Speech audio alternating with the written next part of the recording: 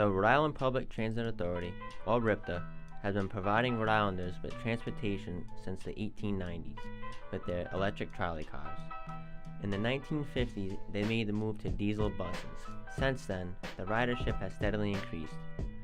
From the beginning, Kennedy Plaza has been the central bus hub for the northern part of Rhode Island, and in the recent years has become the center of controversy.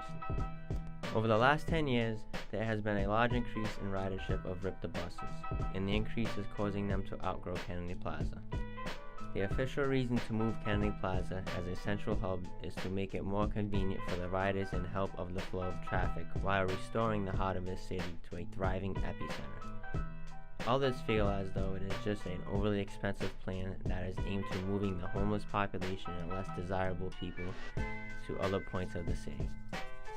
We first interviewed Amy Patine, the planning manager for the Kennedy Plaza project and all of Ripta's future endeavors. Kennedy Plaza has been a bus hub or transit hub for 100 years, and I'm sure it will continue to be for many years. However, Down City is no longer just this center of activity here around City Hall. The activities have spread into the new emerging jewelry district with the Highway land. Certainly with the growth of rail ridership at the train station, we see people wanting to go to more places outside the walking distance of Kennedy Plaza. And so there is opportunity. There's a bond referendum on the ballot next week, $35 million bond to support mass transit hub infrastructure. That leads towards a vision of building a truly intermodal center at the Providence train station, where a RIPTA facility would be adjacent to the train station to create a bus-to-rail platform, indoor waiting area for our passengers, again, more modern amenities. That, coupled with a new hub down in the Gary Courthouse area in the Jewelry District, and Kennedy Plaza, all to one place, creates a multi-hub system in the city of Providence to best serve our statewide transit system. While Mrs. Patine seemed confident that the switch would be a successful one, that it would benefit the riders, others felt differently. We went out to Kennedy Plaza to get some of the riders' thoughts on the switch. It's more of a big inconvenience. It's not going to help out in the end at all. Why would you say that? Well, it was better off the way it was. I mean, but the reason why they want to remodel it is because the owners of the Sears Towers won't want anybody hanging downtown in Kennedy Plaza, homeless or otherwise. I don't care for it as much because now if you get off at a certain spot and say, you know, your bus you're going to catch next is at A, and for instance, you get off over there, well, you might not make your bus getting off over there, walking over there. Plus, one of the major issues I have is a lot of people are handicapped who take the bus. So now if somebody doesn't got to get over there and then they're going to walk all the way handicapped, that's just, it's terrible.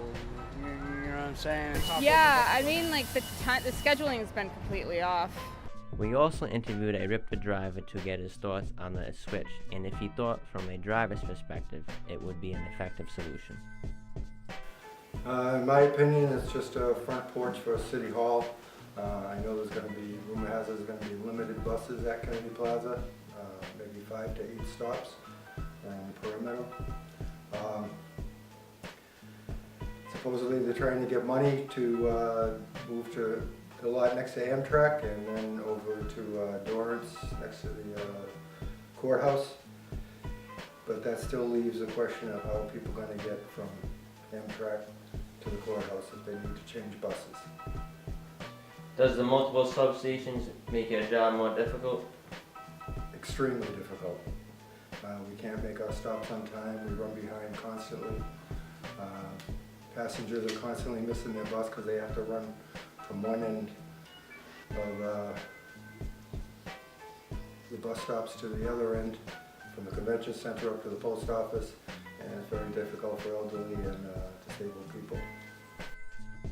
Although the future for Ripta and Kennedy Plaza is uncertain, whether it be helping the heart of the city become an epicenter, moving out the homeless population, or making public transit more convenient for riders, what is known is that there are big changes coming for Rhode Islanders who ride the public transit.